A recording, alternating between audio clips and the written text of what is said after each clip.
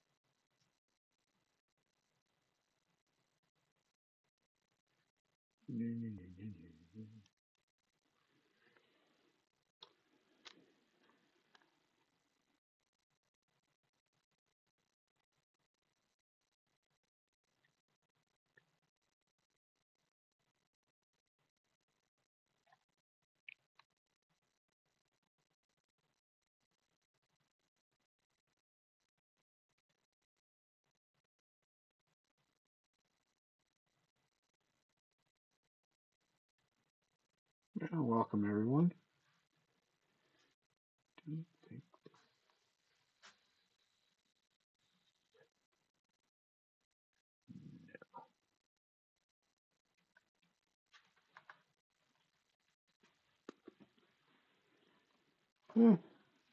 Happy Easter, I guess. Modern technology did not want to cooperate, which is not a surprise.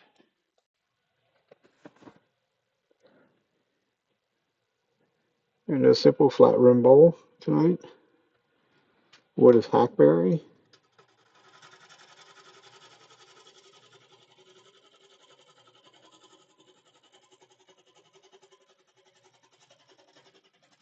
I'll just start by flattening off. This is going to be the top.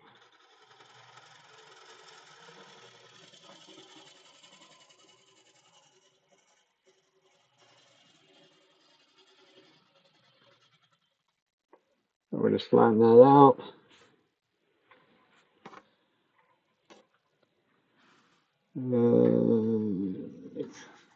Tenon of some sort. I could have to use the really big ones on this, but I have it set. So we'll just use this size here.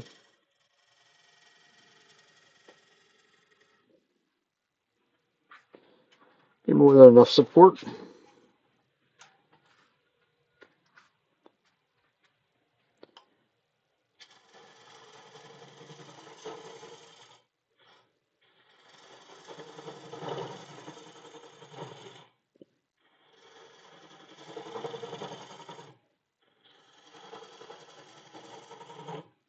Just dig out a little area to put it in. In this case, we can use our hardening tool that's set at it's grounded at an angle for the dovetail.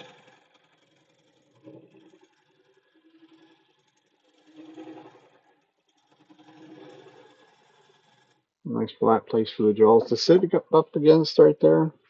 Not totally necessary, but it works well with something like this.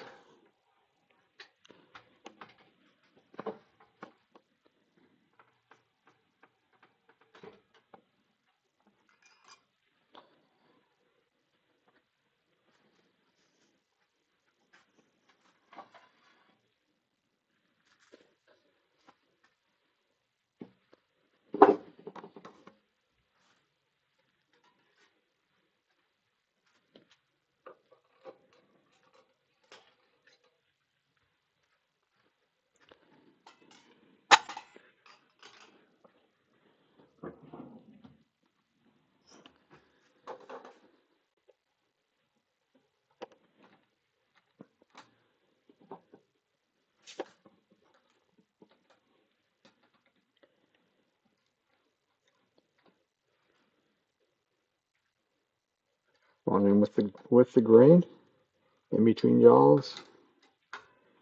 Make sure it's tight. In this case, we're going to bring the live center back up, at least for a little bit. You can see this thing still has its bark on it.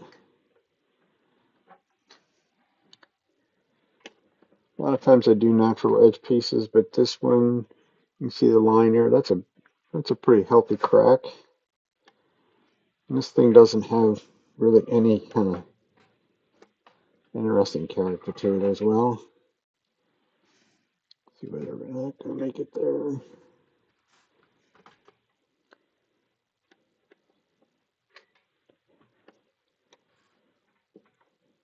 Back up just a little bit. First order of business is going to be getting rid of these corners.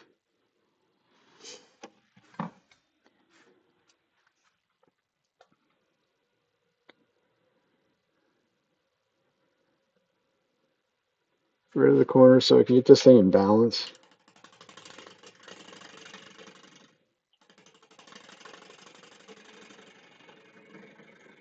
Once it's in balance, then I can get the speed up a little higher.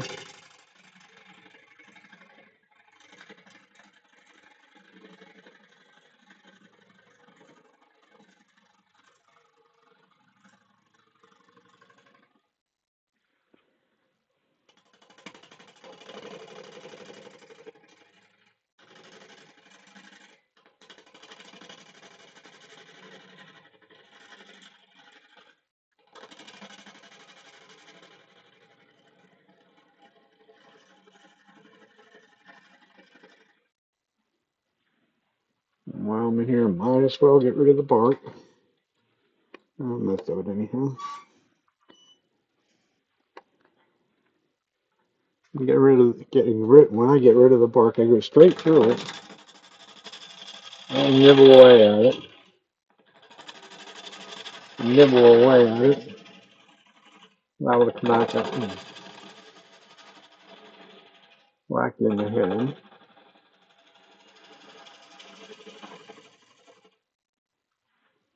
Okay, so that's most of it going. Gonna screw up the outside a bit. Once again, this is all about getting it in balance.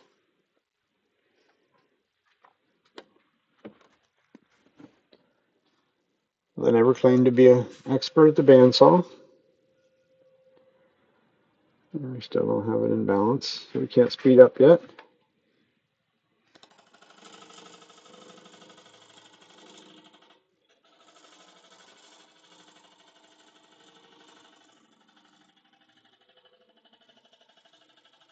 This means we have to go slow.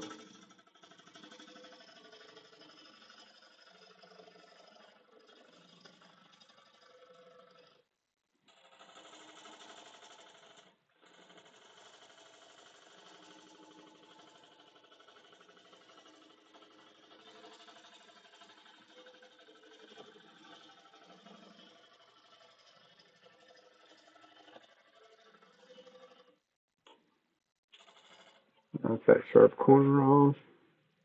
Still not quite there.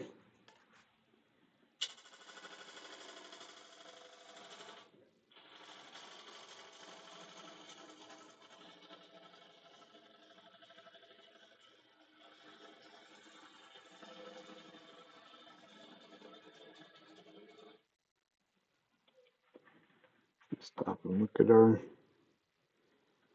Should have marked that crack on the end. No, right there's our cracks down there. Looking in the wrong place, so it's down in that area. And just because, we'll mark it the whole way down across there, so we know where it's at.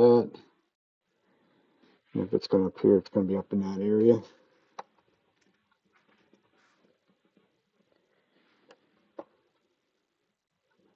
And I'll get rid of a little bit more of this unevenness.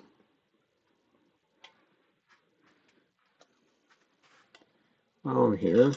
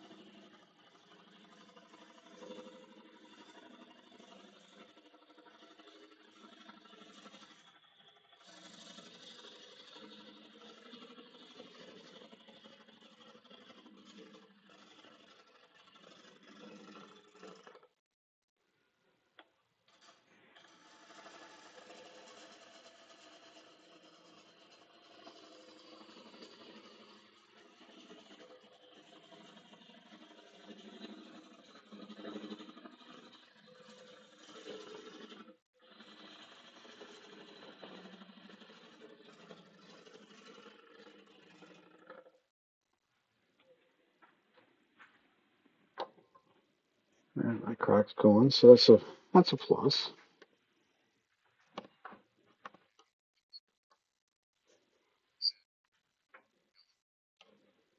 How are you tonight?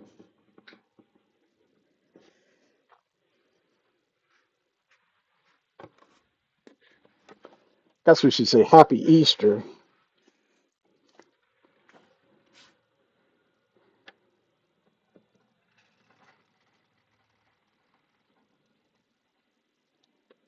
Yeah, put up a little vibration at the moment.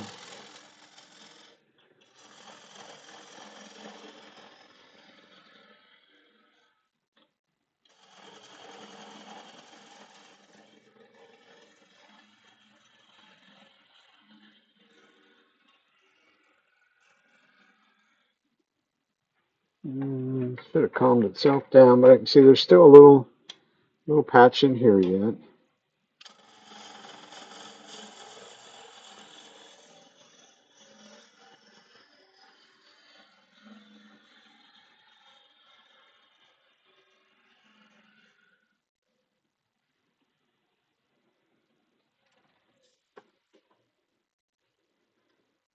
That's bark. That's got to go. It's a little on the deep side to go with it, so we'll just zap it down a bit.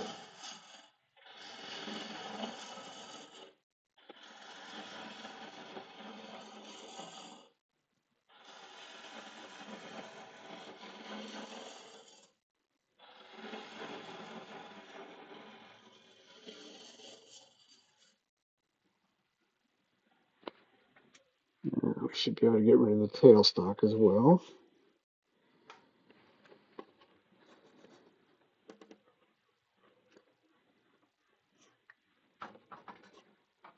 Makes life a little easier when I don't have it in the road.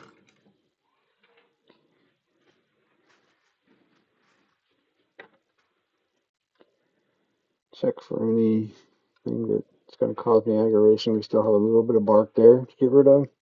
We'll go very quickly. This is going to be a very sort of very plain Jane kind of a bowl. It does have some. This is a hackberry, so it does have big open grain. If I really wanted to, I could do something grain filling wise, but I don't think I will with this one. Guy that gave me this wood, I'd say a couple years ago now, did promise that I'd get him some stuff back.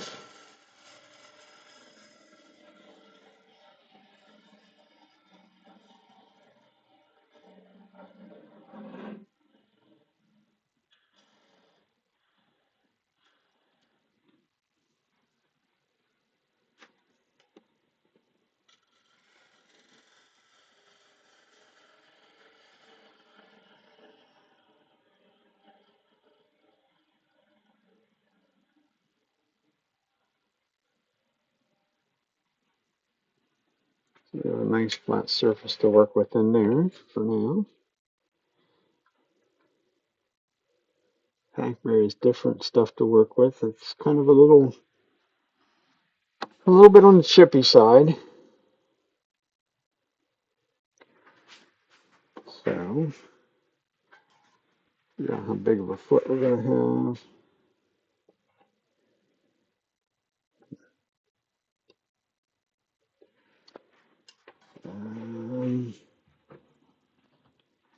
Thinking this would be more like a utilitarian kind of a bowl, so I might just look at going the next step up, which is a big step.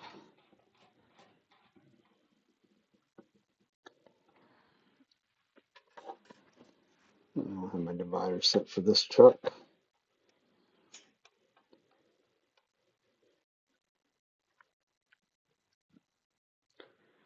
So if I get, oh no, no,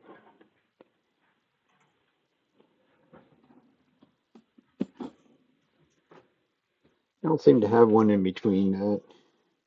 Really need to go back and look a little harder on it. I think they do, but it's just not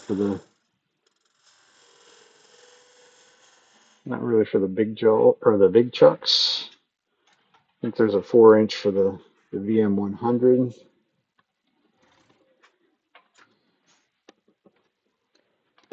Just not the 120s.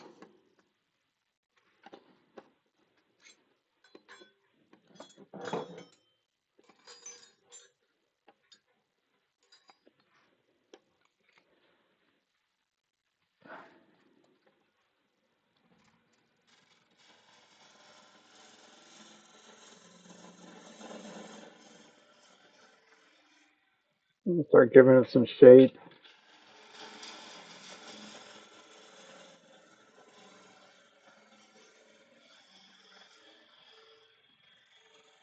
You'll feel it's a little deep for what it is, so maybe we'll have to give it a little shape on the top to go with it.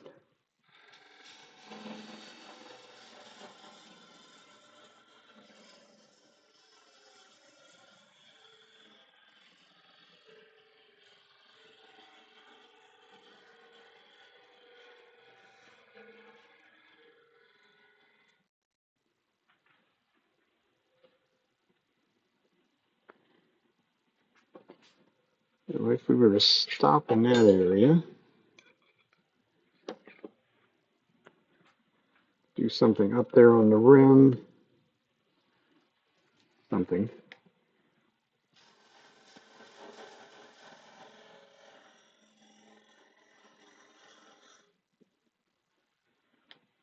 Give this a nice clean foot to grab hold of. And that will be our chucking point as well as our foot. So we'll give it just a little round over there. Give it just a little bit of an undercut in there. It's a good place for our chuck to grab a hold of, for one.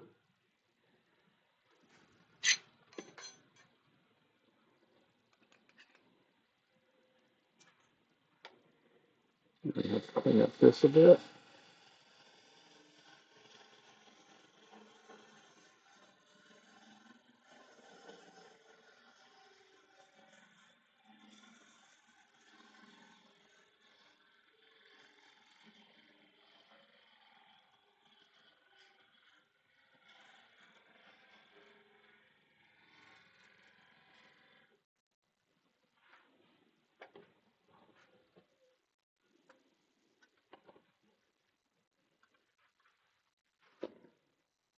I'm happy with that. Just clean up in there along the foot with with one of the scrapers. See what I have in the handle. Yeah, I have to put one in the handle. Now,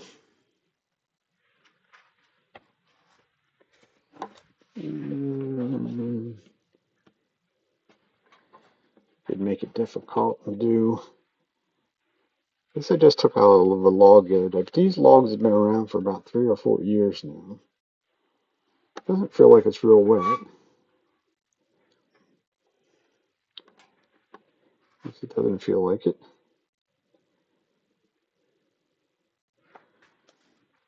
So if we give it a pottery kind of a shape, give this top a little curve or a little curvature inward.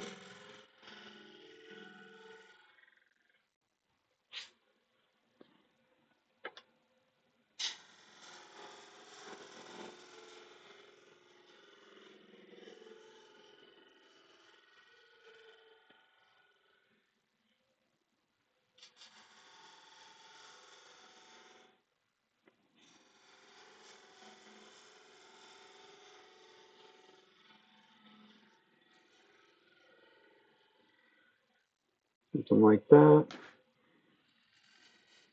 The fuzzies on the edge. It is an open grain wood, so I shouldn't be going off of that edge. But we'll reduce a little bit of it when we get around to the other side. So make sure it's cutting clean going in that direction. A lot of times you actually have to come back up the other way. Fortunately enough, it actually cut clean. That's always a plus.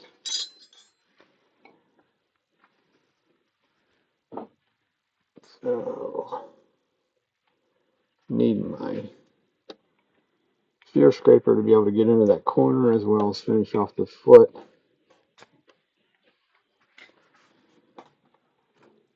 It's not in a handle, and it's probably not sharp either. Nope.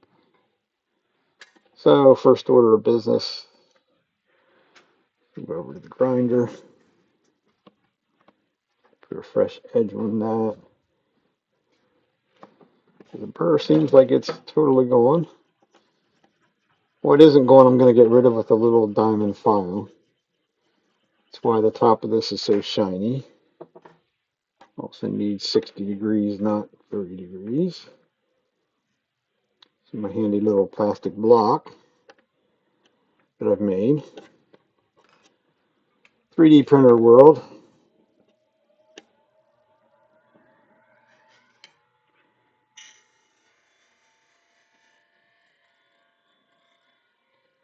I'm going to take 2 or 3 passes across. Should. Get a nice, feel the burr on top. That's all we need. Cut nice and clean. Back over to here.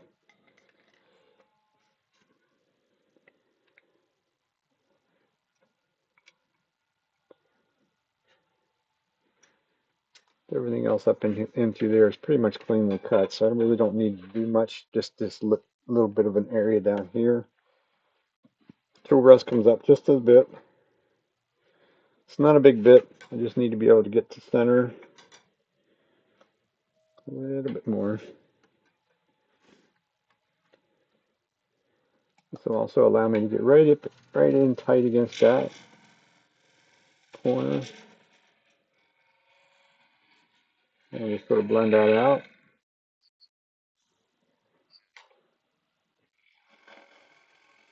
How's Billy tonight?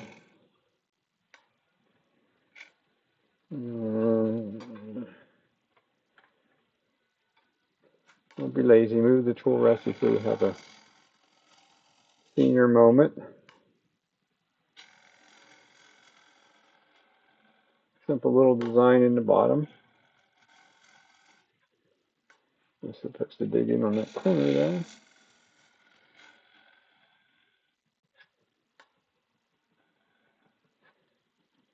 Somewhere along about there.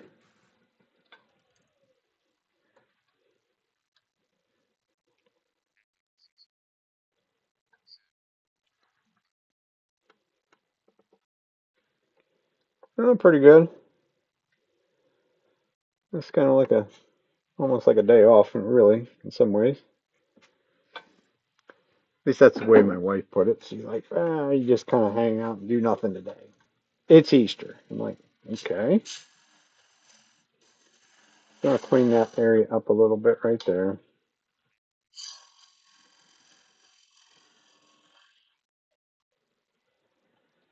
You know, I felt it's a little bit too tall for just a plain rounded bowl. So we'll just give it a little different look.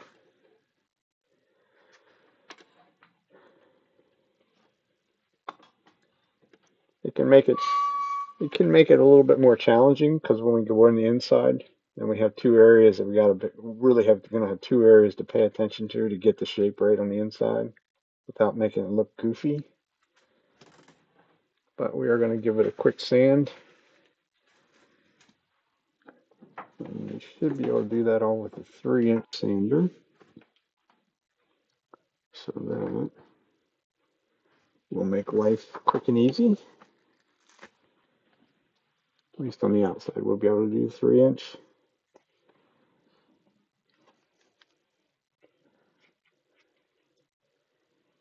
Providing we have sharp sandpaper. That's the next question.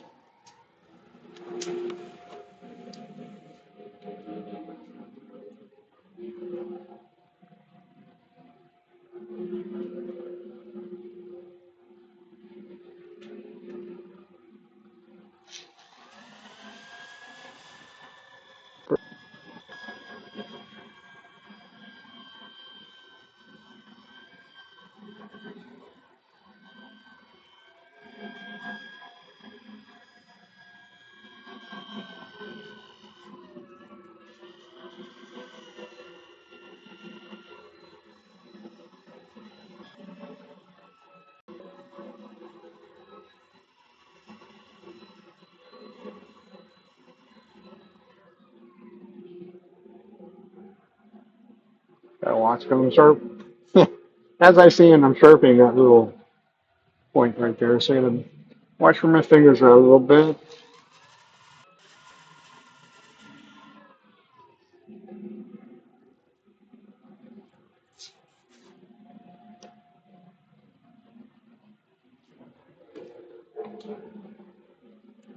I also need to sand this little area here.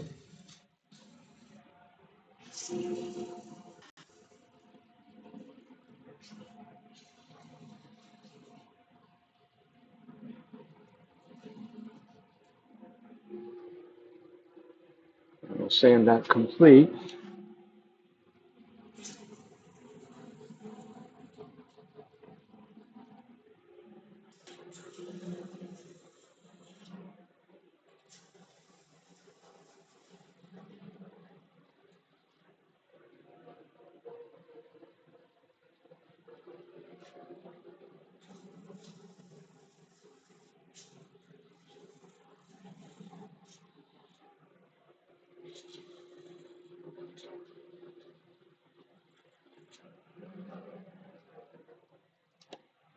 And now we can finish sanding outside.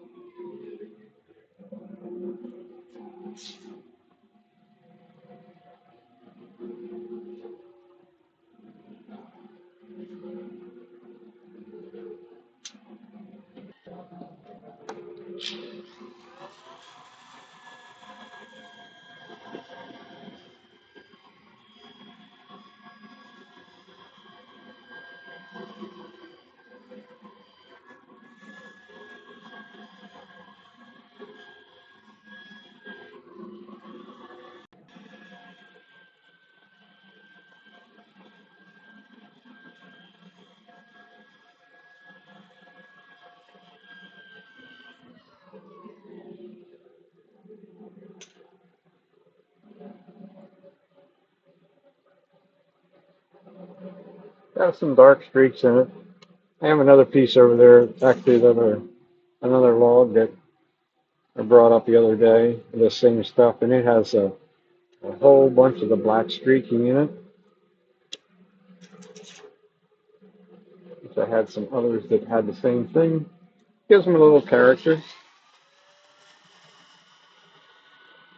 Otherwise, this stuff is kind of green white, green colored.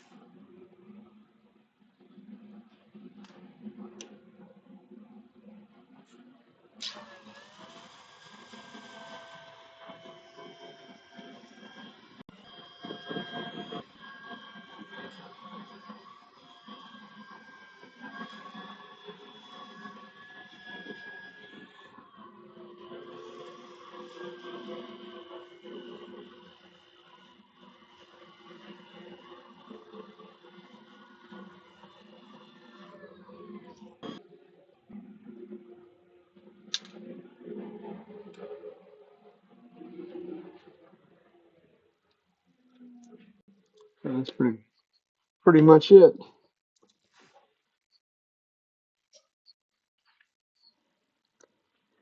Yeah, like I say, it's almost. I haven't really tried to color one of them and fill that grain. Did I? No, I did a little piece of it, and it would do this. It would do that. You could dye this or turn it black or dark color and do the grain fill on them. It does work. You have a little pencil pot thing that I made. with the very same stuff.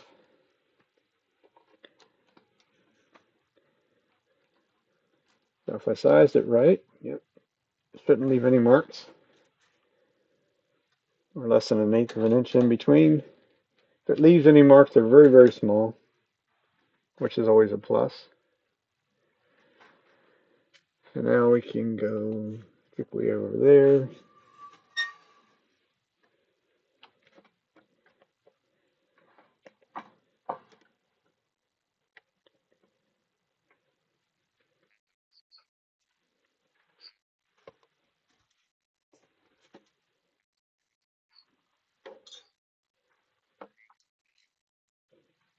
How you doing tonight, Todd?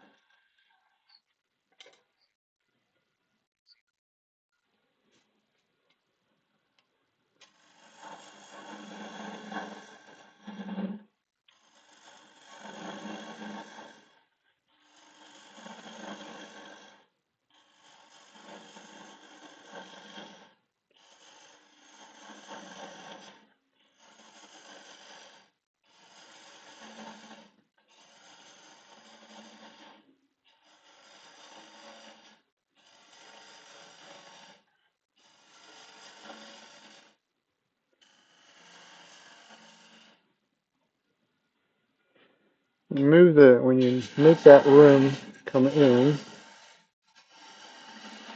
like that, does create other kind of small issues of having room to work.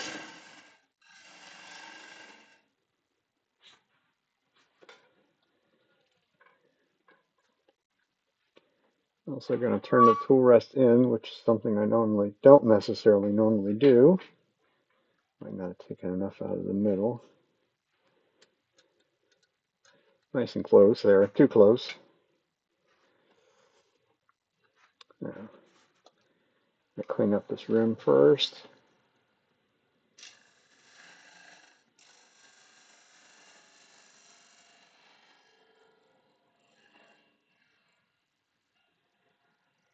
Nice and gentle.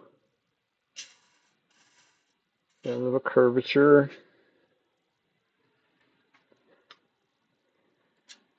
Here will be the challenge to go around the corner. The light's going to be in the road. As I go around the corner, I'm going to go back on underneath. I won't get it in one shot for sure.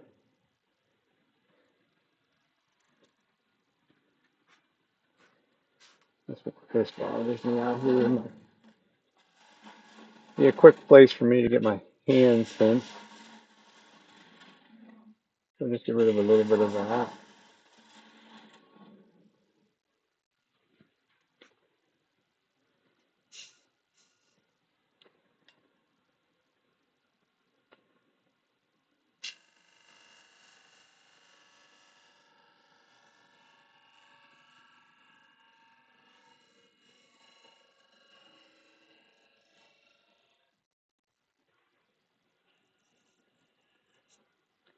So I'm going to leave it about 3/8 of an inch thick. You don't need room.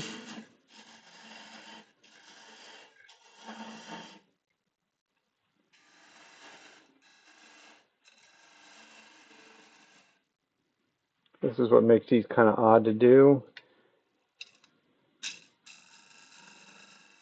We're going to go back underneath.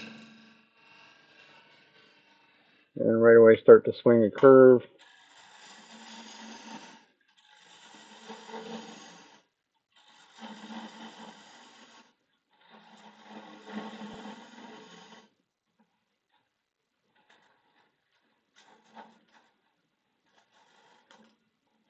Come on. Doesn't want to find the middle.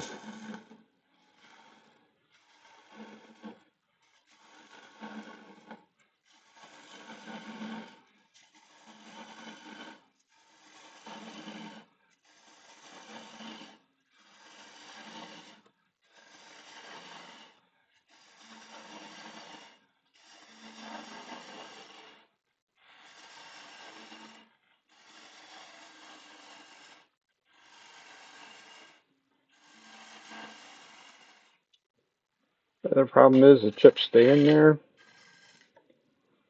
Back of the tool takes them out so quickly.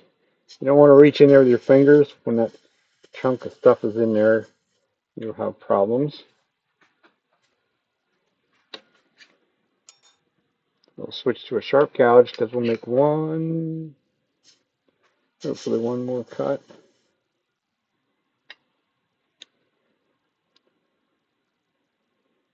From the rim the whole way in.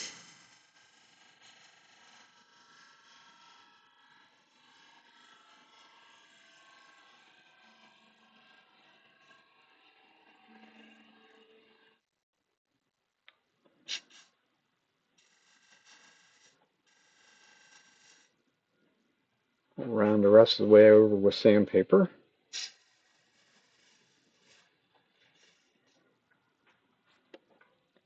Stop and take a look. Feels like it must be just some dust stayed in there. It felt like it was torn up or something.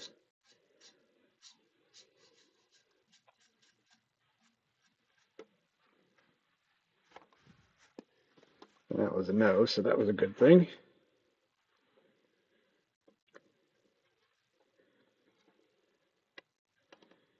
Go back down that way some more.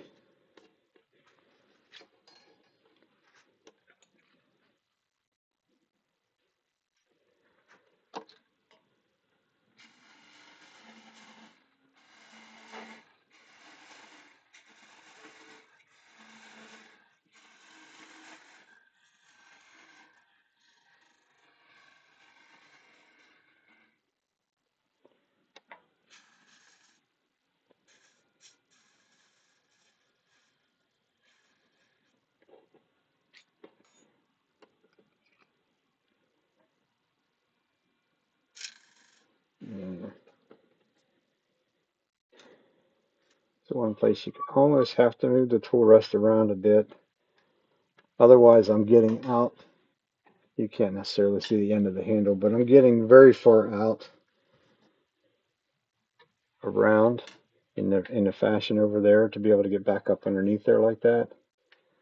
So if I leave a tool rest flat, I could actually get parallel with the tool rest, and then the tool could drop off, and life would be exciting. I don't need that excitement tonight.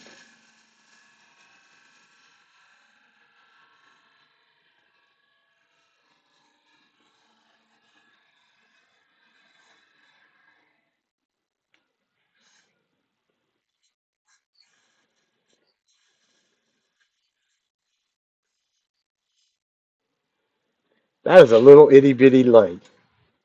Let's see if I have it plugged in. I'll show you. Yeah, it's kind of one of them. What do you want to call it? A weaker moment, something that you really didn't. I find the right plug to unplug first.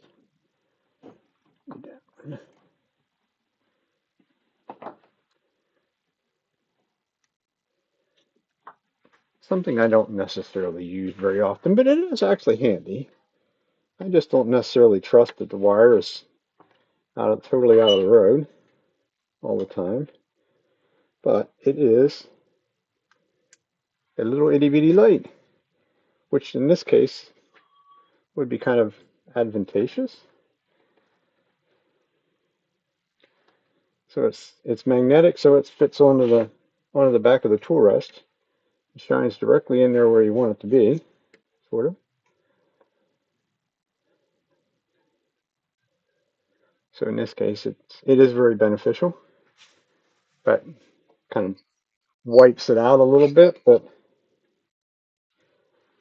yeah, that's what that little white wire is. Like I say, I don't use it very often. I should, because in this case it's actually going to help me quite a bit. So I think I'm happy with where I'm down to, like that little protrusion sticking out, I guess you want to call it. So it's immediately thickened up below that. So now we can go get rid of some material.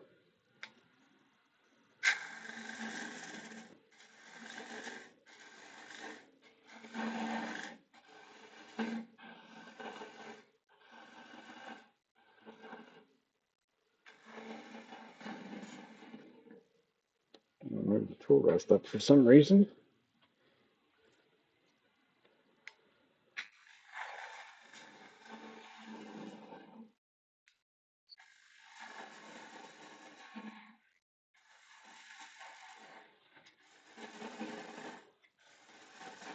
Yeah, they have some good uses. I don't know why I don't always think about it, but probably because the surge protector, the power strip that all that stuff like plugged into, it's kind of,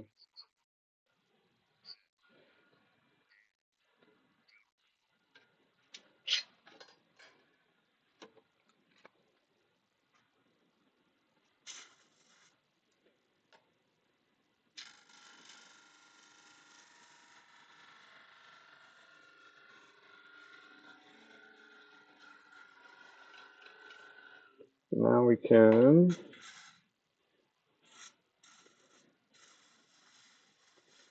on that. Not a real smooth transition between the two though.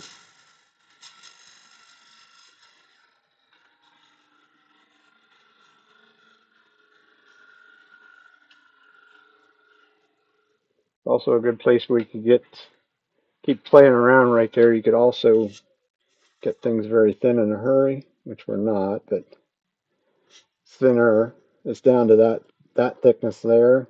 I would say down in there. That still might be a little bit thicker.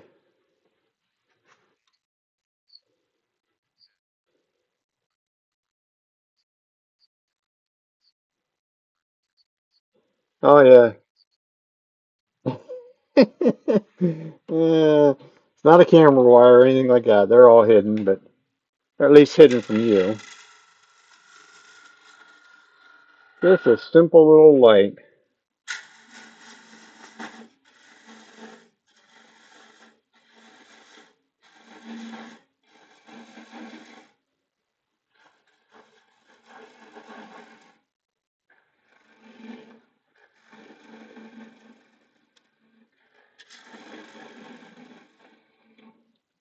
And probably the reason I don't use it on a normal basis kind of thing for me is I actually have three of these lights. So if I needed that light in there, it wouldn't work for what we're doing right now. So I would just bring that one down and in. But this will work. This works. Have it so you might as well use it, right?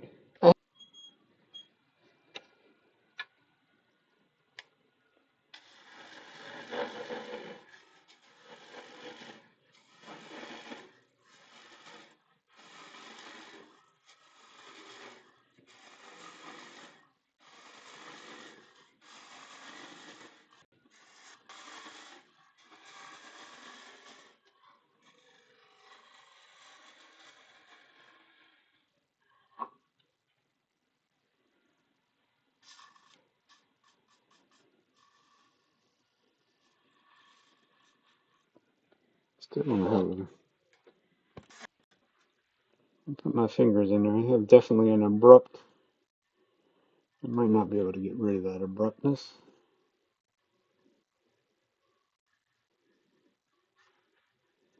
I know if I keep playing with it, I'll get something thinner up there than what I want.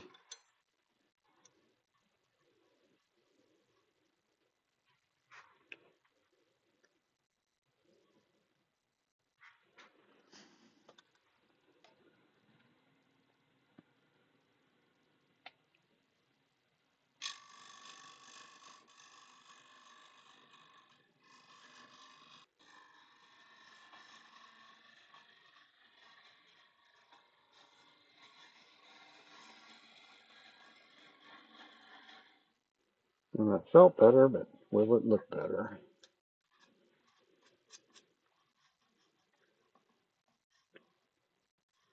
Okay, got a smoother transition, but I still left a hump.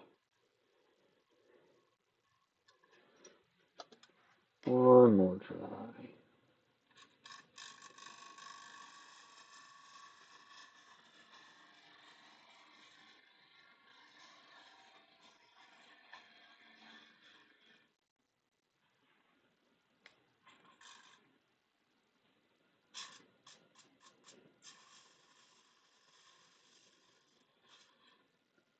By George, I think we got it. But my fingers tell me it's thicker than what I want. But that one's actually a little harder to visualize. And these trusty figure eights. Oh, that's not bad. About 3/8 in there. Definitely thicken as we go, but always follow them simple rules of you can always take more off, but it's a little tricky to put it back, so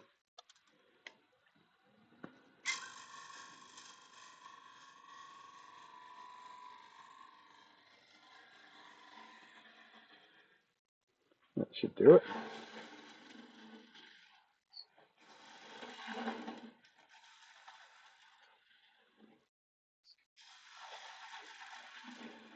That's right. It's actually been a long time since I've actually done that part. I've made my fair share of funnels over the years, for sure, as we all do. I'm more susceptible to making a funnel. It's really a very poor funnel. Is when I do the rare occasions of making a platter. I just made one of them a couple weeks ago, and it is definitely not necessarily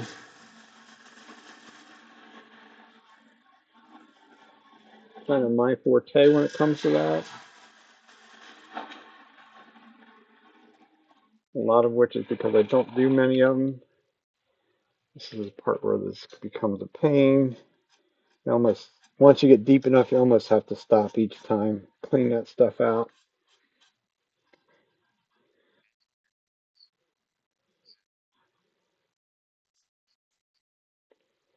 Yeah, yeah. Well, in my case, the one good thing is that I'm now up to about 2 years of teaching classes at my local woodcraft, and I've only done that once to somebody else's balls,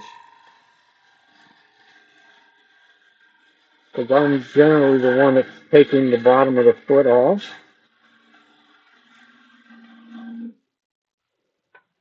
And that was right after I started teaching over there. And I really didn't, a lot of times I just check it with my fingers or whatever.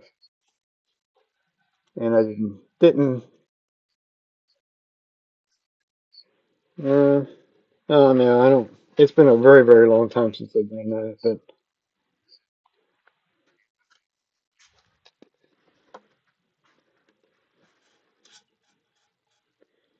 that's why if you watch me, everything goes down in stages. So I can't come back up in here and cut again. I mean, theoretically, you could try. That's when you get into that trouble of exploding things. So I have a tendency not to do that part. Left a big hump right there.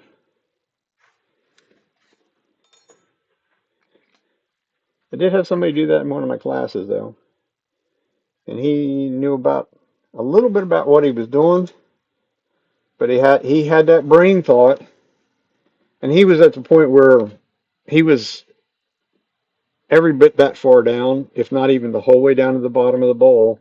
And his bowl, he didn't follow the. He was trying to make the inside bigger than the outside already, so he was thin down in this region, somewhere down around in here, and he already had cautioned him on that. And I'm like, but you're down to there. That's fine. Just finish out the very bottom of it and sand it will be good. And I walked away, and he's like, they all shake their head. Yes, yes, yes, I understand.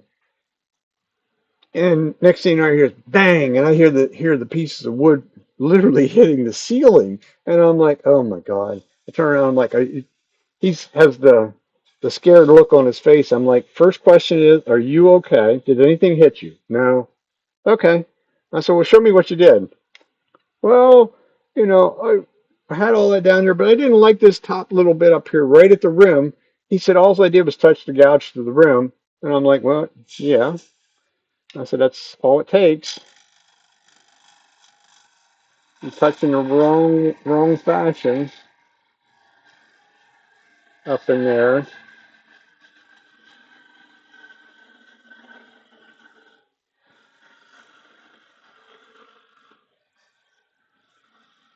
And keep talking. I will go make this too thin at the bottom, though. Nope, we're all right. There was a hump up here that I wanted to get rid of. Talking about being dumb, that's a good place to be dumb. We're also getting to the point where our half-inch gouge is going to start to fight us down there because it is deep enough.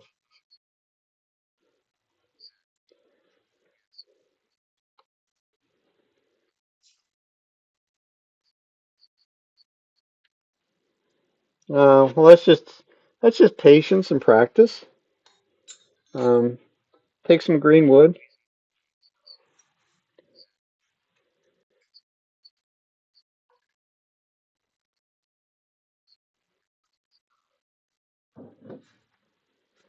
So we can pull out the. We're just going to pull out the big boy because I don't use it enough.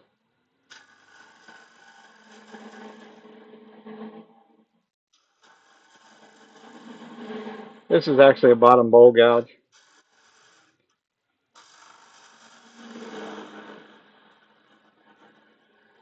So it does not care that there's a couple inches of tool hanging over the tool rest. Not at all. It's a 3/4 inch bar. It's very heavy. Probably why I don't use it very much. But it will do a very good job on the bottom of a bowl.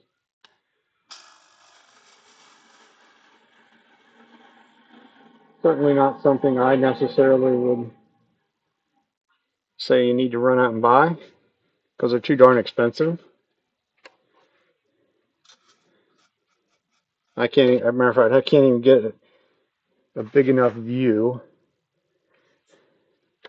The handle one is like 28 inches long. See if I can go back over there. No, you can't even see it. Yes, exactly. That's the biggest thing. Too many of the people that come and take a class, and ask them a simple question. Have you ever watched some YouTube videos? Oh yeah. I said, well, guess what? I said, when you make a YouTube video, it's all about the lesser time that you spend, the lesser time that you see on that video, because everybody knows that they won't watch it very long.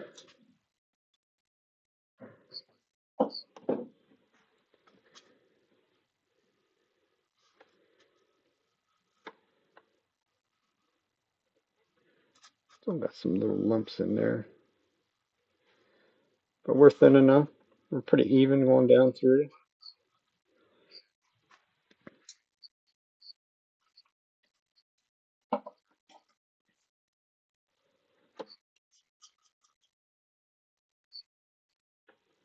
Oh yeah, yeah. Well, like in my case, the mine are black, but yeah, you see the color in your ears.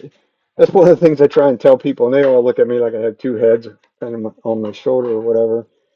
I'm like, your ears are your best defense. I said, this piece of wood will tell you when you're doing something it doesn't like. And that's generally that right there. Before it tells you before you go through something or make something too super thin.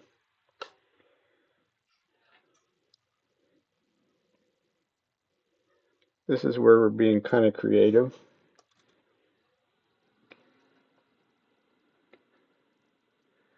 Super gentle, gentle cut because there was a left a hump right there.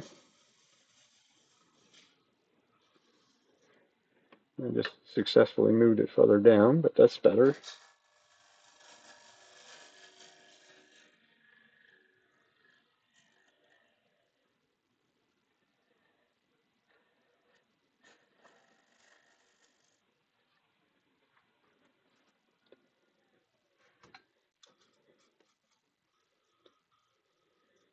All them people that sell tools, they don't want to talk about using a negative or a traditional scraper for things.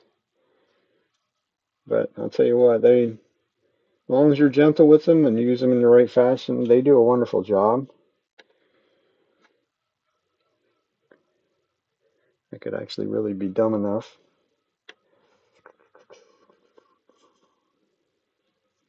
That would be that would be very risky. I have an area up in there that I don't like, and that would actually be breaking the rules if I would come in here and touch that. Ah, you're all talking about blowing a bowl up, right? Here's one of the places you could do it in a hurry. Yeah, it's gonna talk to me.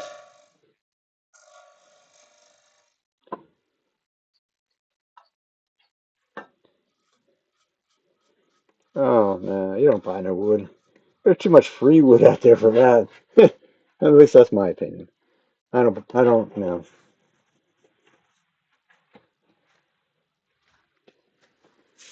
The only kind of wood that I would buy, and I shouldn't say, I normally don't buy it either. I will get some of the Spectre ply from time to time. They're upstairs. I'd show you them. I'm working on a salt and pepper shaker for my daughter, which are Spectre ply, and that was a 3-inch blank by 12 inches long. That's $35 to buy that blank. You know, now you add the price of the salt and pepper shaker kits are actually pretty cheap.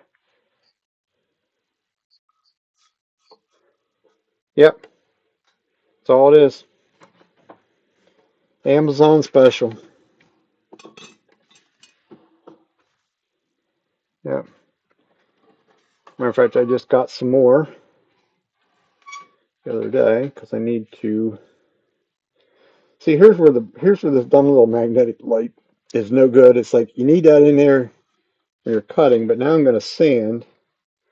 I can't. I have to move my other light around a little bit to see a little bit in there. That's all. Um, yeah, that one there is. Yeah, that's a thick one. That's 10 by 30, 10 inches thick, or 10 mil thick by 30 wide. So that's I'm not a metric guy. It's about an inch and 3/16 wide. 10 mil is almost a half an inch.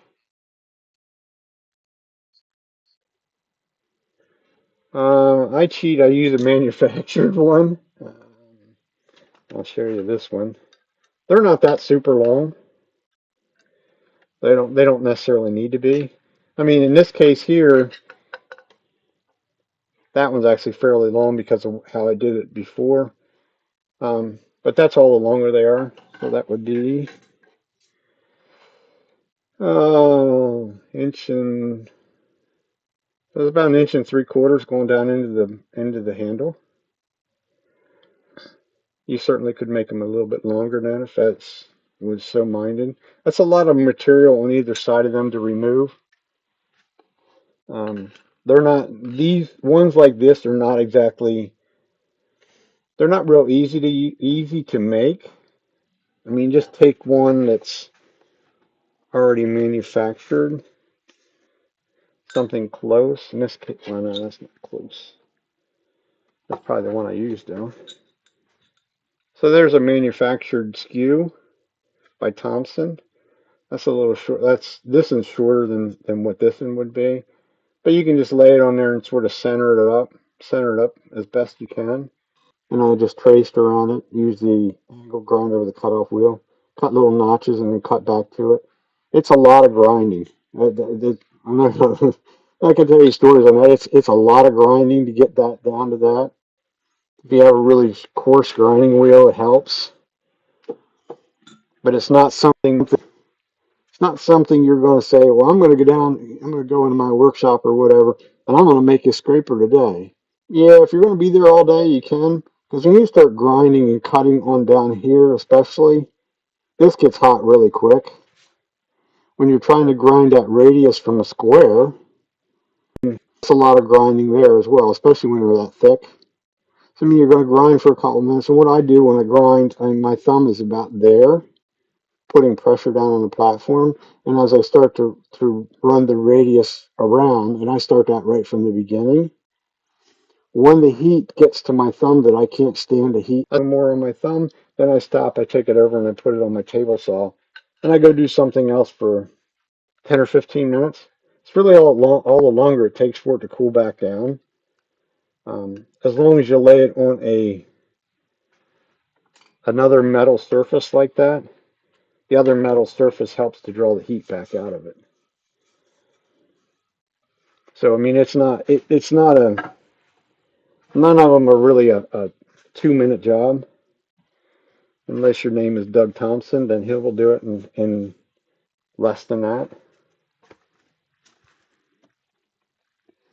Because I've seen him make a. If you go, most of my tools are Thompson lathe tools. If you catch him at a show, most of his are only a quarter of an inch thick or a little thicker than that. Um, and his are square.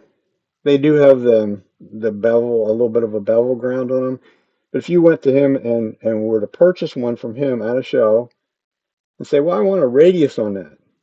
Hey, no problem. He has a grinder right there, high-speed grinder, 46 grit grinding wheel. He will put a glove on his left hand because he knows that steel is going to get very, very hot.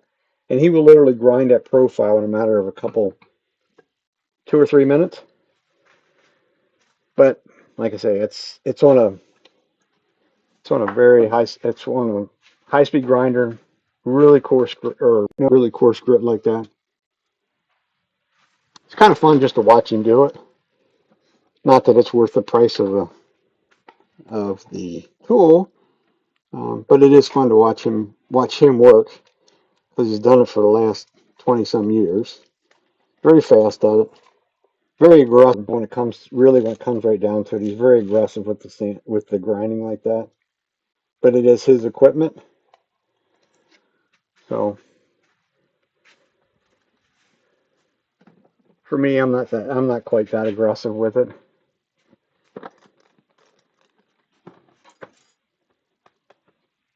Primarily because I don't like to incinerate my fingers to go with it. But to try them, that's the way I looked at it. I mean, it's so economical to try something like that. You can afford the $20 for the piece of steel versus that, especially that bowl scraper that I was using. My gosh, if you go to buy one of them by one of the manufacturers, they're $100 plus. So it's like, do you really want to spend $100 to try something? The answer to that for most people, me included, would be not really. So that's just a kind of a lesser expensive. There's way more things to spend your money on than, spending $100 on something really just to try it.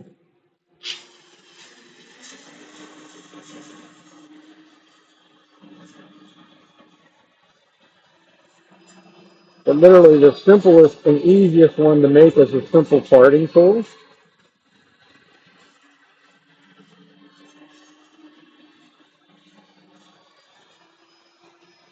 So there you don't really have to do any grinding on the shaft of it. It's all just grinding the profile, which makes it a whole lot easier.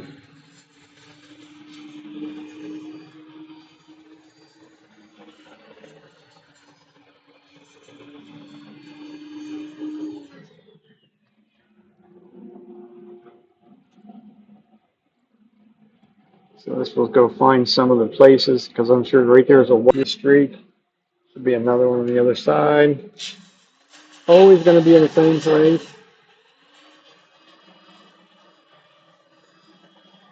I'll go after that without it running.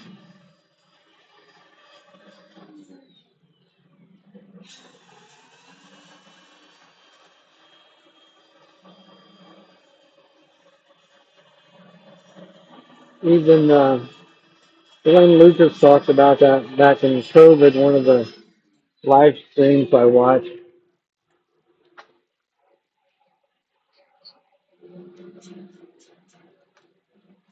It's a nice tool. I've found that I've liked it. Um, the other thing you could do with that, if you had a maybe like a less desirable kind of a skew, um, a lot of times the skews are a little bit thin of material. I'm trying to think what that one. I think the one that I made, which is out here somewhere. Yeah, there we go. So that was what I started with was an 8 by 30 by 200 from Amazon. I think that was around $20, 20 couple dollars, something like that. This also I rounded the edge over on the grinder. A little bit of patience and you can get that nice round radius on them on the side because you want that radius so that you can flip it up on its side and not have a sharper edge. It'll slide along for you nicely.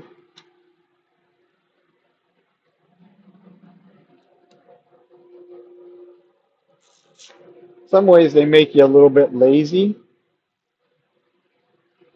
Might not necessarily be the best terminology on that, but it does make some of your work can go a little bit faster, like on the outside of a bowl. Inside, yeah, a little bit, but outside especially.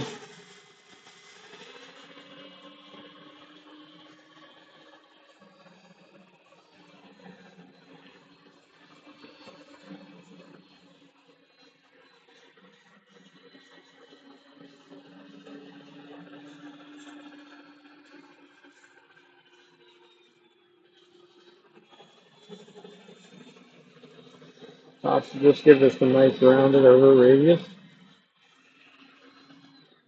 That's nice and smooth to the fingers.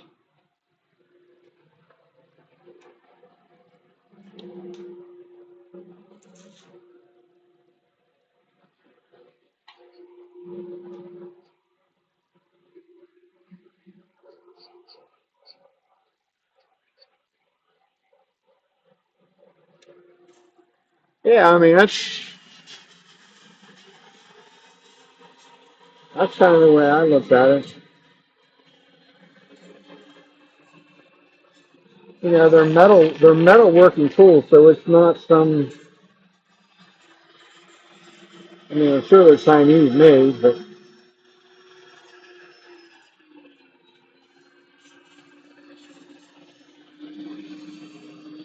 and it is a scraping tool, so as you saw, it only takes a couple passes across the grinder. So those handful of them that I've made, I mean, they're going to last me a long time.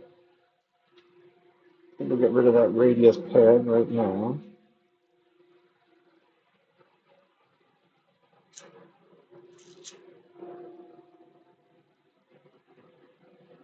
Because they seem to, I mean, everybody likes to talk about the negative rake scrapers and that, but which I have some of them too, but the traditional scraper seems to hold an edge longer than what the negative rake does.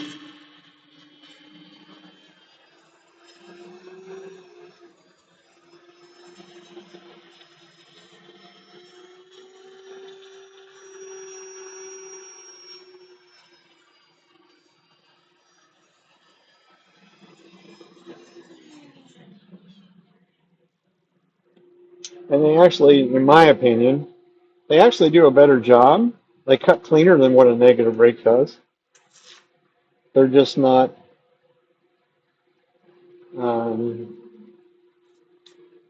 trying to make it sound kind. They're not idiot proof, where the negative rake is pretty much idiot proof. If you can hand that to anybody, you can hand that to somebody that has never touched a scraper in their life and not really have any issues or concerns about whether they're going to do something to get the almighty cat.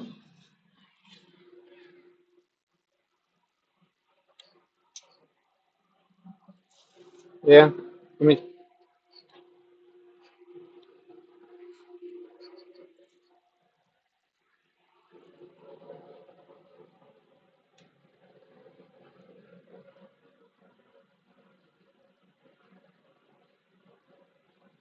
correct.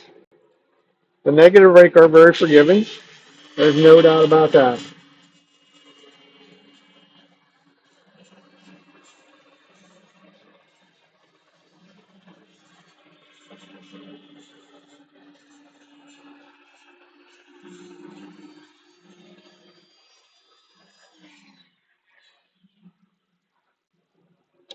Right, exactly. Yeah, the angle is the whole thing as far as the traditional scrapers go, and it's not a huge angle. Um, this it's just not. I mean, I see people, different people or whatever, and they're generally using um, like the carbide tools or something like that, and somebody keeps telling them, oh, you gotta have the negative angle or whatever, and they'll literally have the tool pitched way up in the air and facing way down, and I'm like, you don't need that much. And you don't want that much with the traditional scrapers either. If you get them on too much of a downward angle, they can be just as aggressive that way. It's just set your tool rest so it's level.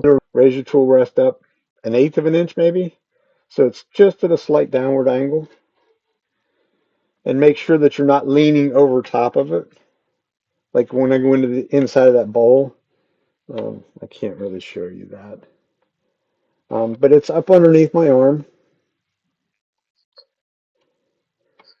so the arm stays up, and they do a they do a good job. I mean, just like in there, that saved me that tiny little bit that I used it in there. I could have used it on the whole bottom actually, but just to get rid of those couple little lumps in there that I had. And granted, I could have went back with the gouge and played around for the next 10 minutes, where I pick that up in less than a minute. I have all of them gone, and that saved you 10 to 15 minutes worth of sanding. Because if you tried to sand them lumps out, you'd be sanding a long time on them and just burning through sandpaper and all that good stuff. But they will catch. I mean, there is no doubt about that. I mean, and it's violent. That's the real key to them, is that you can have little catches or whatever with any of the gouges or anything like that. But when that scraper catches, and it's not really a catch, it just self feeds. Should have cleaned that off.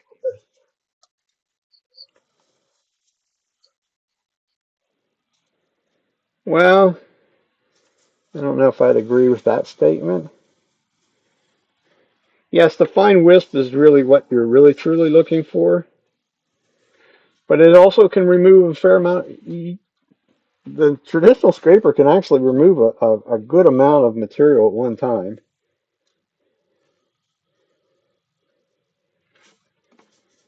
I think that's that for that one.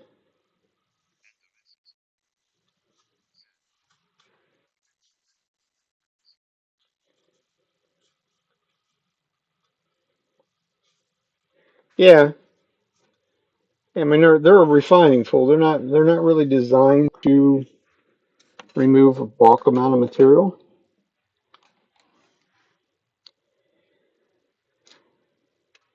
That's one thing that I picked up from Richard Raffin on that thing of the tenon being the right size for the jaws.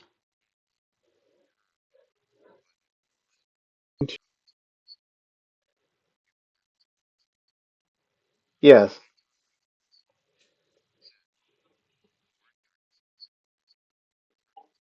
Yep. You bet. You betcha. They used, you see any of the old turning tools out there? Most of that turning was spindle turning rather than bowls. They will be a lot of the continental spindle gouges.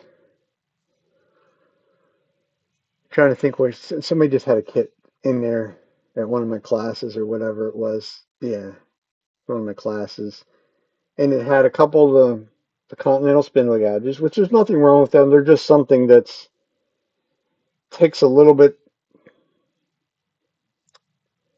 different approach with those versus what I would traditionally use. Um, and they would do the outside of a bowl. I mean, there's nothing says you can't do the outside of a bowl with spindle gouges. There's nothing says that we can't go half to two-thirds of the way down the inside of a bowl with the spindle gouge. You just can't go across the bottom. Yeah, I don't. My dad actually has the ones that I originally, when I turned 18, I bought a lathe and bought a set of tools, which is what they were. Gives it a different look, I think. I've done some of these. I have a tendency to do these in more of a 4 inch to 5 inch diameter to start out with, and then do the same thing, and then put a lid on them, and it becomes like a little kind of a little lidded box, which makes them kind of interesting, I think.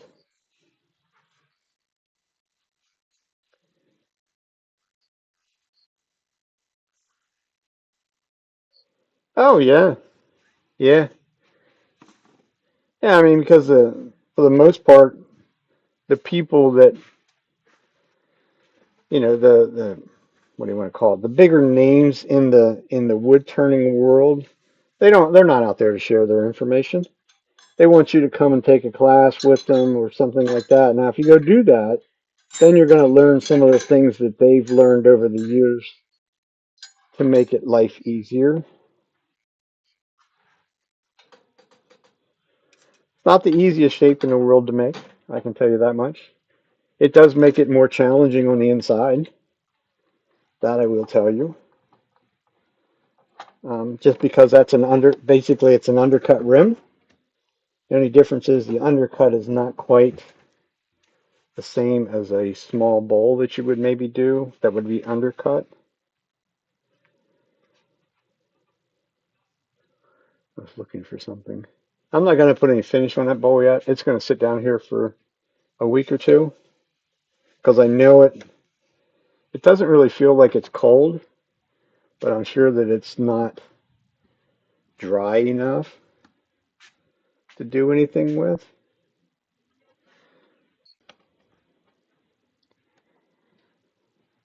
I was cutting up some crap the other day. Little itty bitty blocks of walnut. See if I can successfully drill a hole in one of them quick like.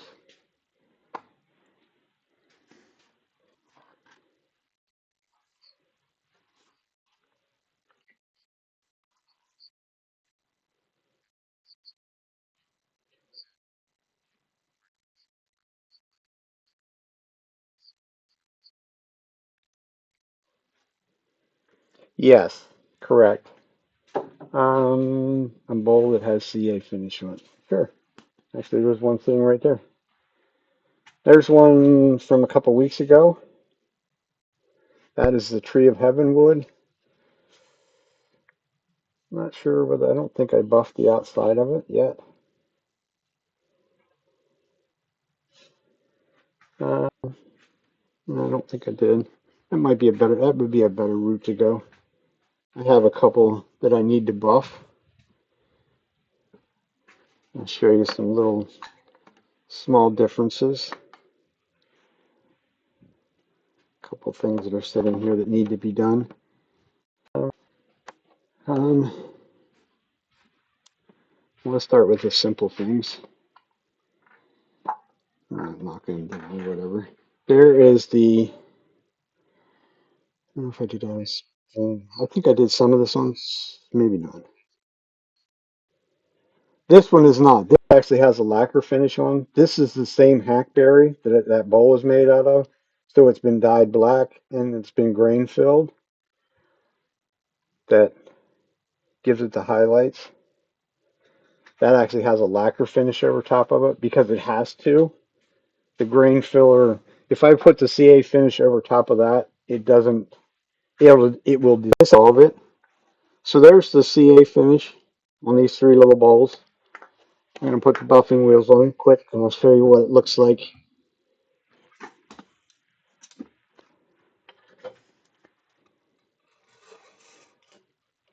And that little pencil pot will be what I would call it.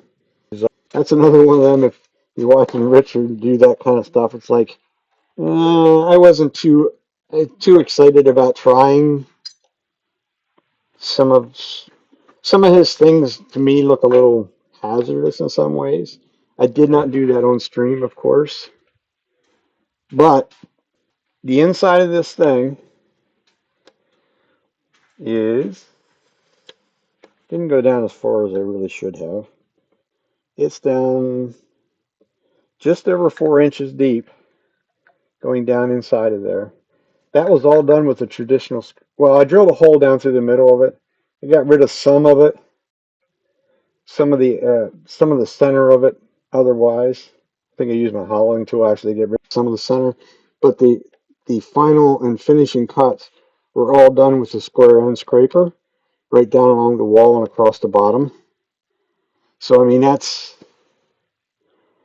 Do I have that one in the handle? No, but it was right here. And I copied on there again. Pay attention. Everybody looks, my dad always says, would you see them big chips? I said, I don't care about the big chips. I want to see the techniques that they're using. And that's a square end scraper, 8 by 25. That magnet signifies how far down inside I wanted to go. I quit. But if you can imagine that, the tool rest is sitting there where my finger's at. And that amount is out over the tool rest hanging inside. It was an adventure. I didn't throw it off the lathe or anything, so it was a good day. But you really have to take your time on it. He's very aggressive with it. I'm more about taking a little bit more time with that. So all three of these, you were asking a question. All three of these have had a single coat of the Parfix 3408.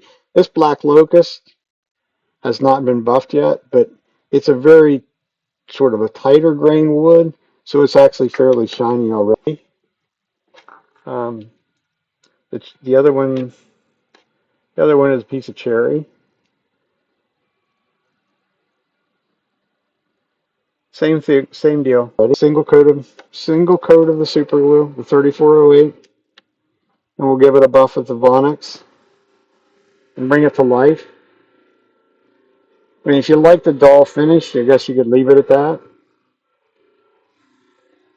It has a tendency, some woods more than others.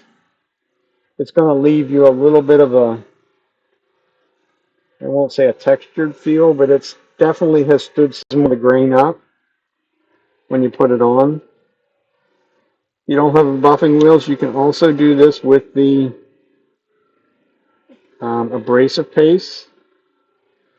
You just want to let these cure for the 24 hours. That way that's as hard as it's ever going to get. Guess I didn't get it all the way around. And you'll make out much better. For me to do it in a live demonstration or something like that, I will go after it within a couple minutes.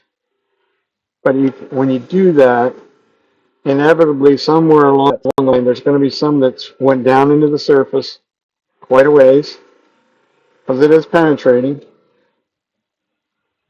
and you will get some little bits of super glue that actually has not cured yet, has not set up even, and it'll bring it back to the surface.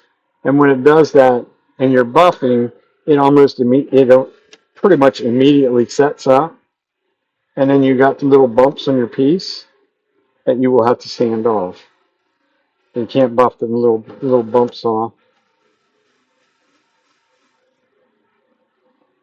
The bottom is probably the most deadliest place to buff.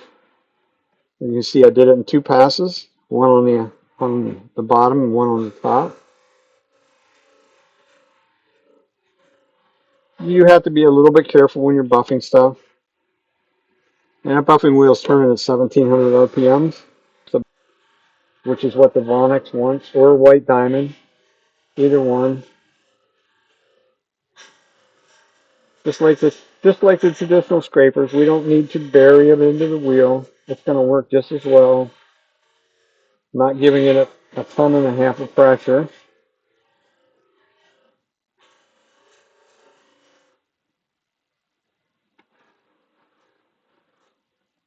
Depending on what you're doing, the rim can be more challenging. In this case, there's a little bit more buffing compound on there than what I necessarily want.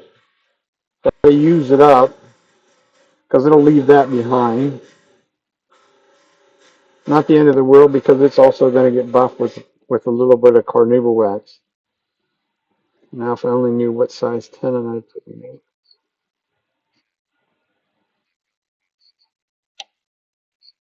I got correct. Yes, you can. Been there, done that. And you did it with White Diamond. I use a Vonnex, but it'll do the same thing. Mainly on the inside of a bowl is where I did it at. I don't have. Well, I could show you on that one that I didn't buff the inside. I can show you that in a heartbeat because that's exactly what I did with it.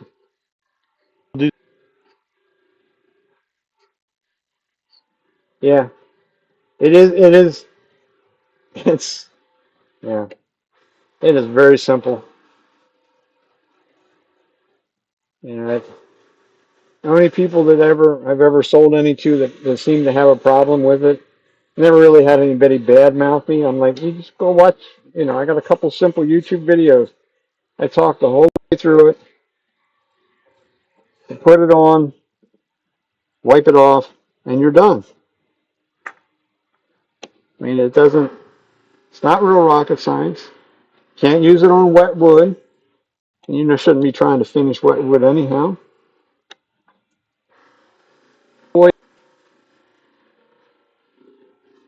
Especially if you already have the buffing system. It's pretty simple.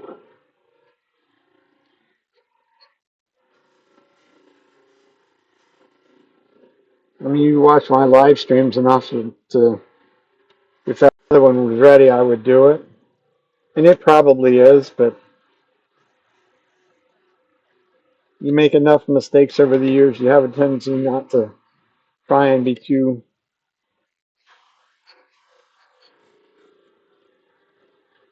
Well, this is not a. It's not a. I mean, it shows on the camera that it's really shiny. It's not a super high gloss lacquer type shine. I mean, it's shiny enough. It's more of a high satin shine, semi-gloss type of a shine. If you want it to be shinier, you can put more carnauba wax on. You can make it as shiny as what you want, for the most part.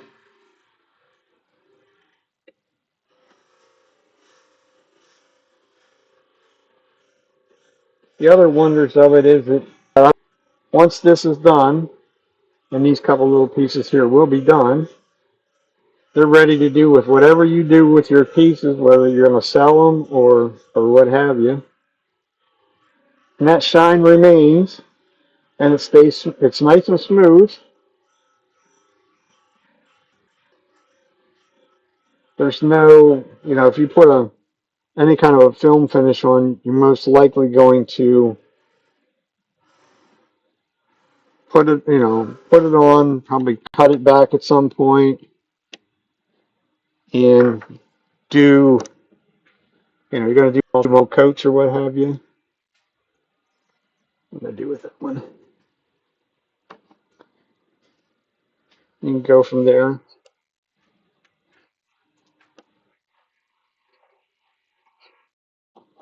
Yeah. So this is the one I showed you earlier. So here's where you can get into trouble. Here's where you can burn through things in a hurry as far as the film finishes. This doesn't care. Because imagine this simple thing as I'm spinning this around here. This wheel is actually kind of seen its better days. It's only about 6 inches in diameter, but it works perfect on the inside of a bowl. Yeah, that's it. The quick and easy part's the part I like. So if I did that, and that's how I went through a lacquer finished bowl. And of course, the lacquer finished bowl that I did was it had been colored, it had been dyed, and this is before I started using the 3408. So I'm like, whoa, gee, that was nice and easy.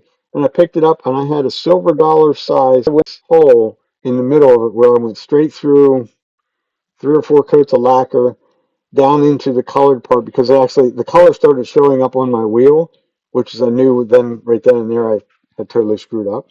Um, but it's kind of that simple. Now the issues that everybody has, and I have the same. So before I do that, especially when you do little bowls like this,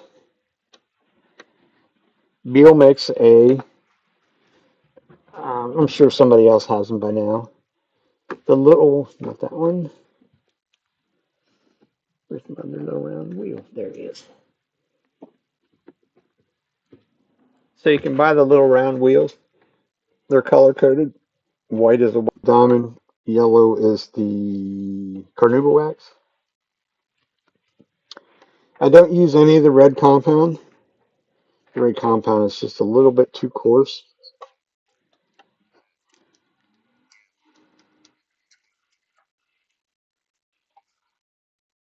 White, yep.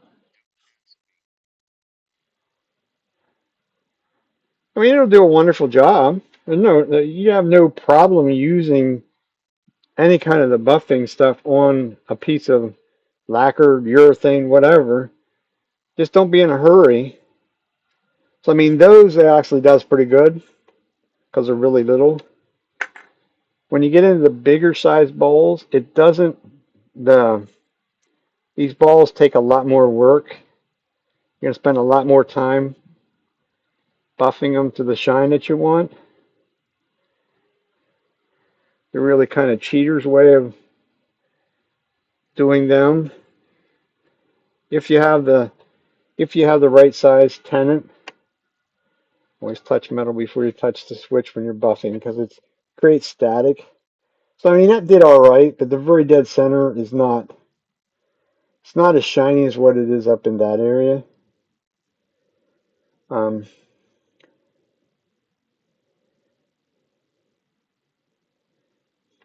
this would be multiple guess to figure out which one was which. Look, show you a different way of doing it. Don't think it was the shark tools. It might have been.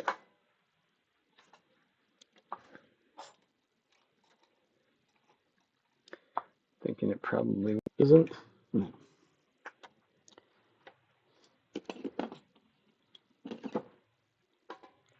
So it would be the bigger jaws. That size. Jaws. Yes. Okay. So we can put that one on. Get rid of this stuff. The abrasive, like I said, the abrasive paste can be your friend with this stuff as well. I mainly use it on the inside of a bowl, especially like in this case when they're very small.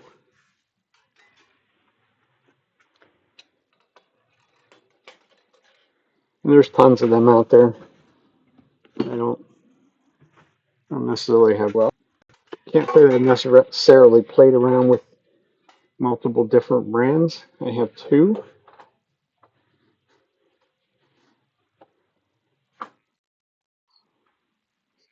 Let's go over to there. No, we're not quite done yet. Tell you what the inside will do for you using abrasive paste. This is the same piece of cherry that we just buffed on the outside. This is the Yorkshire Grit Fine Abrasive. You want a fine abrasive. You don't want I use the Yorkshire brand for the example would be the stuff that looks like baby poop, maybe brown stuff, which is a sort of a coarse. Give it a little rub around. And the reason you're really rubbing that stuff around is so you don't wear it.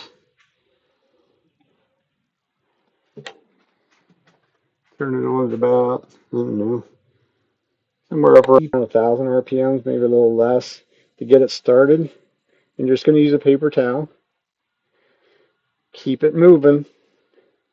Just like if you were going to sand the inside of that by hand rather than power sand or even power sanding. You got to keep it moving, especially across the set. Okay. And never, well, I don't do anything pretty much with that stuff. But yes, it'll do the same thing. It's just a very fine abrasive. But that's another thing that you can use with the Parfix product. Once you get it cleaned out, try and find a bit of clean paper towel or just get a clean bit. Clean one. Make sure you get all of it done. All of it out of there.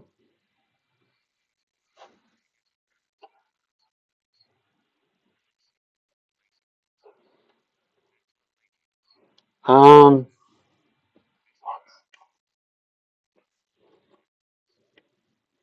right. Well, you just eliminated a step. So I mean there's that. That's finished on the inside. It's polished smooth. It's nice and shiny. It doesn't have any wax on it, so you could go back if you wanted to. If you wanted to be super shiny and you like to use the waxes, there's nothing says that you can't go back over something like that with a little bit of the microcrystalline waxes over top of that. This, like I say, this would be something you could do.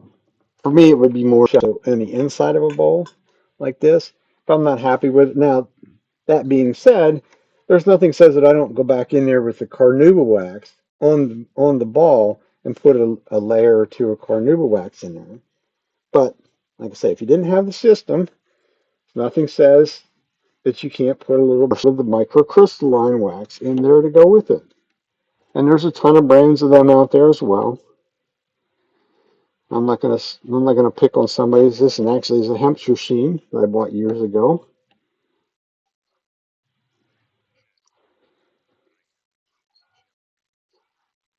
But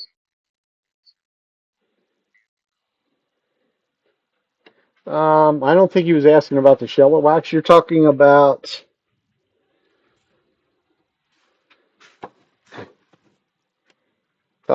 that stuff, the triple E, which is a wood or an abrasive paste. I don't know. We'll answer that question for you. It's been around forever. I hope it's still good. We'll find out on that little locust bowl that did not come up to shine that I wanted on it. So now there's an extra shine if you want. You could put multiple coats of that wax on there if you wanted to build up a wax finish. Um, that should be the same tenant size as that. So that bowl is completely done now. I mean, I've put the wax in there, so there's no point in putting more carnauba over top of that yet. So I mean, it's a nice, simple, right. Well, curiosity killed the what? Yeah, we know that. Um, so let's try a little bit. I'd like to try and answer any questions anybody might have. Not sure this is, we'll see whether it's even any good anymore. I don't have much of it left. I think I bought that many, many years ago. There's a fair amount now. I mean, it looks like the baby poop kind of stuff. This might be all hardened up though. Yeah,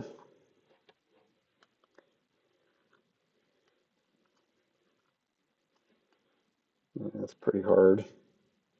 Not totally hard. Might have to read on the can and see what's the solvent.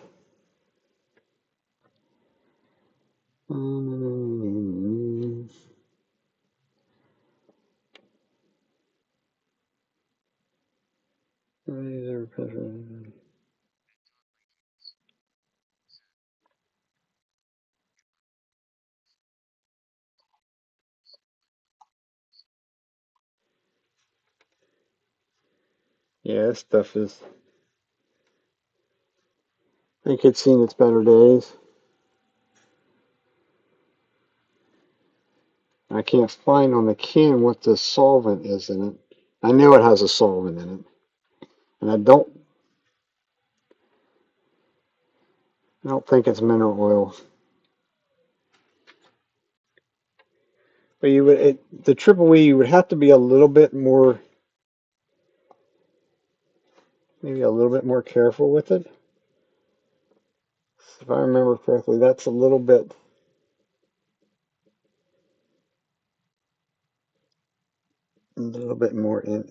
more abrasive than what the fines would be.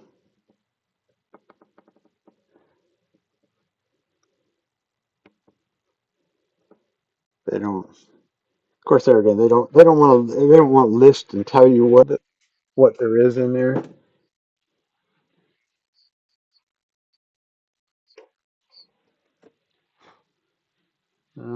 Turpentine. White spirits would be probably mineral oils, I would think. Um, Here's another one that I have. This is Peter's True Grit. This was a this was a guy several years ago was on was doing some stuff on Twitch TV, and the um, one other guy that was doing some streaming and wood turning as well was sort of helping this guy get started, and he also had sent him some to try. No, I don't have any of that. I'm not. I'm not the chemical mastermind. But I think this was supposed to be. Yeah, this was a micro one. So this one is beeswax, mineral oil, and micro grit powders, which is one of the earth powders. I'm too late. I don't use enough of it to warrant making my own. I know there's a lot of people make their own abrasive paste and that, and I'm like, nah. The beeswax mineral oil finish that I would use in a class that I mix up for that. That's enough. So there's the inside of that done with that abrasive paste. Very simple, quick and easy. Nice, simple.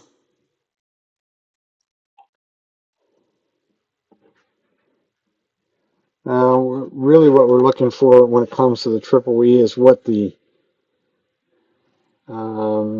compound would be that they would use to mix it. Because almost all that stuff, when it gets hard, it's because that whatever the chemical or whatever the solvent would be, for the most part, has evaporated out of it. So that's another quick and easy way of doing it. Just different brand. That's all it is. I should use that one more often.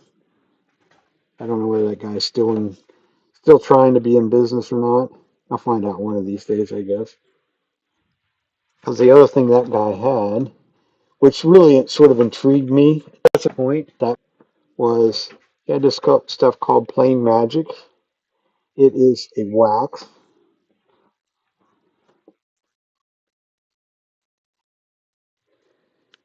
2 ounce bottle is going to do you quite a number of pieces. This is like a tube of wax. There again, I don't remember what all the waxes were, but like to do your lathe bed, table saw, you would just literally put some on, smear it around, let it set up a little bit, and buff it off. Does a neat job. I thought it was kind of neat because it was in a chapstick type thing, big chapstick tube. Um, that's actually a loaded question. How far it's going to go depends on what you're finishing. Um, that's trying to sound dumb. Um, Bowls of that size, I mean, you're not going to use much. 2 ounce bottle. Yeah, I don't really keep track of it. I apologize for that. Mm, Rob Cosman. Um, does not say his name on it. That sounds like the person. Pita apostrophe S, True Grit. It was a small time guy that was making it. Like I say, there's just a ton of abrasive paste out there. Everybody and their brother wants to make them. Now, as far as a 2 ounce bottle, how far is it going to go? A bowl that size, which is 7 inches maybe, somewhere there about 7 by 2. So you might drop that bottle, all said and done, probably max of 1/8 of an inch down in that bottle. It goes a lot further than what you would ever think it would, because it looks like I'm putting a ton of it on, which I am. I'm putting plenty on, but it goes further than what you think it would. I mean, that being said, some of that depends on what type of wood you're using. Using a softer wood that's more porous, it will take more material. It's kind of a loaded question.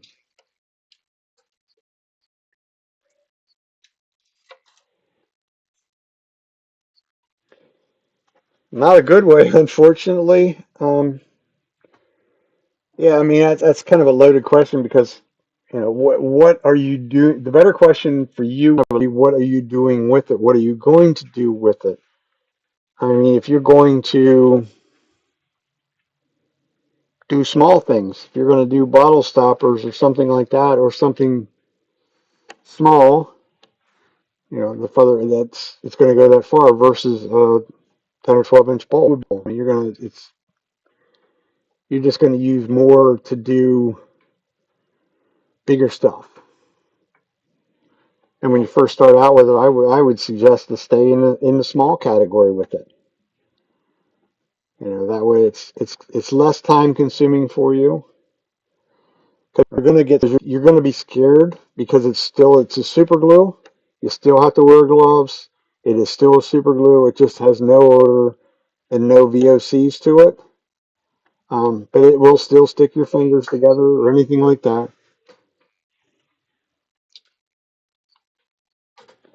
Correct.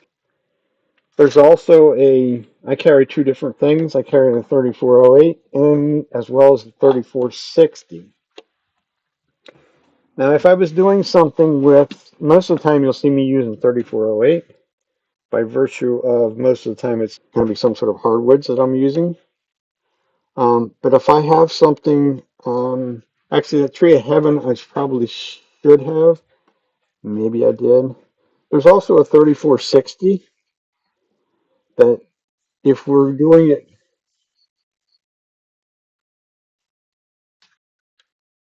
right, but you can still do a 10 or 11-inch bowl on them, something like that. So yeah, I mean, you say you're not going to do anything big. I mean, I very seldom do anything over 10 inches myself, um, just by virtue of what do you do with them after you make them? Nobody wants them. Let's put it this way, all my stuff gets sealed. Um, so yeah, to make a nice big salad bowl type thing, yeah, sure, it's kind of fun and all that stuff, but at the end of the day, who buys them? Because the price reflects, the price reflects how big the thing is. So yeah, it doesn't do different. But at any rate, the 3460, which is the next step up in thickness, is not a great word to use for it, but it's the next level up. Um, and their viscosity is measured in centipoids. I'm not the chemist to come up with that. The 3408 is 5 centipoids in viscosity, and the 3460 is 15, something like 15 or 15. The difference being the 3460 will work better on something soft like a white birch. This tree of heaven, I think I used the 3460 on because I knew it was a softer wood and it was going to be more porous. So the bigger particles will close up the grain quicker. It still works the same way. You can still put it on and you only put one coat on, which is what they have on it. That one has on it is only one coat. But if you were so minded, if you wanted the plastic look that most people use for pens, I'm not really a pen turner. I used to turn a bunch of pens. Um, but they all like the plastic look. How are you? So the 3460, you don't have to mind the dust. Here's a piece that I did with pen. This was done with the 3460. This probably has 4 or 5 coats of the 3460 on it. The only problem is as soon as you go to coat number 2 on the 3460, it's just like you're going to do a pen, but it's going to be on a bigger surface or whatever. So once you put the 3 or 4 or 5 coats of that on there, you're going to have to go back and wet sand all that just like you were going to do a pen. But if that was your thing and you wanted that super high gloss shine, there it is with the same super glue. Um, the 3460, if I was going to do pens, that would be the one I would use for pens by virtue of most everybody wants to put multiple coats on a pen. But it also can be used on everything else.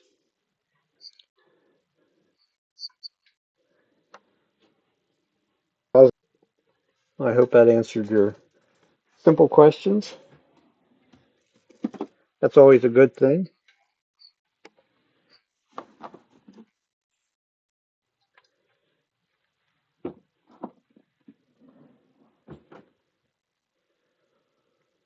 So, other words, we are going to call it a day, and we will be back on next Sunday night, same time, same place. Trying to come up with something exciting to do.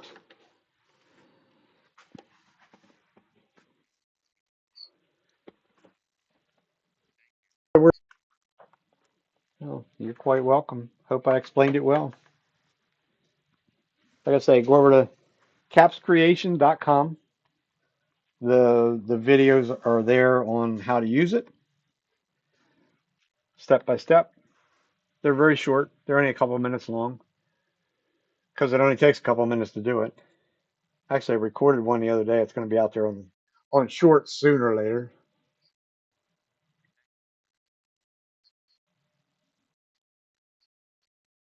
All right. Well, thanks for joining. If you haven't subscribed, please do so on YouTube. Anyhow, put it that way. This is also being done as well on Twitch TV. At least I think it is. Actually, yeah, it is.